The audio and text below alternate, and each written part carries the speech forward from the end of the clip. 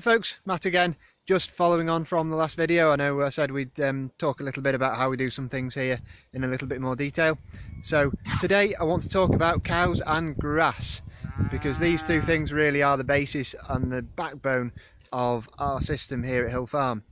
So when I say grass, I mean pasture, which is a mixture of grasses and clovers and herbs, which are all perennial, naturally occurring species.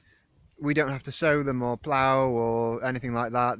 The right species come when we follow the correct kind of grazing pattern, and the cows stimulate the right species to come. Managed correctly, grass and pasture, it keeps the ground covered, it helps the infiltration rates of water into the soil, it helps the cycling of carbon and other minerals and nutrients.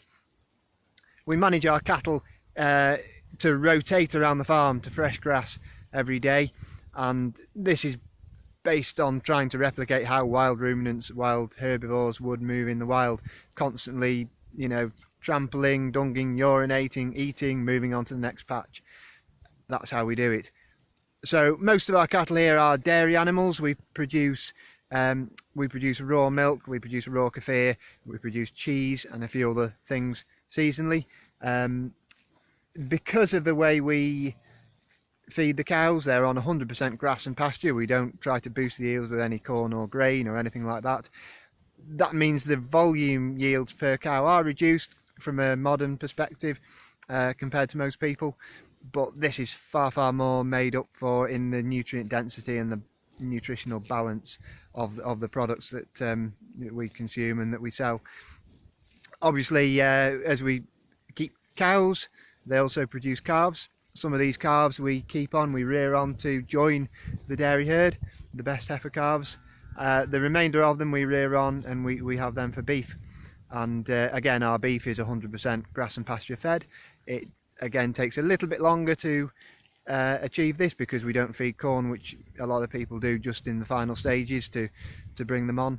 But a lot of studies have shown again that the nutritional density and superiority of 100% grass-fed, grass-finished beef as well as dairy is so much better. So that's why we do it. Again, we'll follow up with a few more videos, just sort of in a bit more detail about how we do things with the cows and the grass and the other enterprises, the other animals on the farm. I'm trying to get a view of some cows here behind me, but they're all moving around the field. Here we go. There's a few more.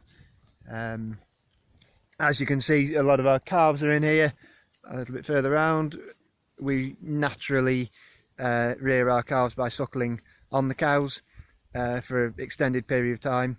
This really helps because we're not feeding any corn. Obviously, that's important. It's important they get the nutritional benefit to set them up for life of the grass. Again, this means we sell a little bit less volume of milk, but again, we feel it's important to rear the best quality, the best, healthiest animals we've got. I don't know if you noticed this heifer behind me here grazing.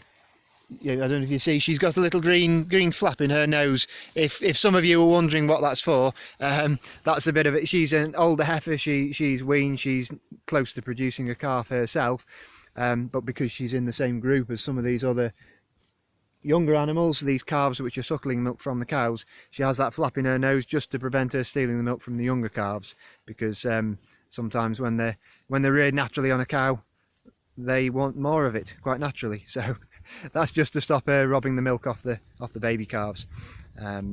Anyway, I think I've covered what I wanted to today, but we'll follow up again soon with a few more videos about how we do things elsewhere on the farm. Thank you. Bye for now.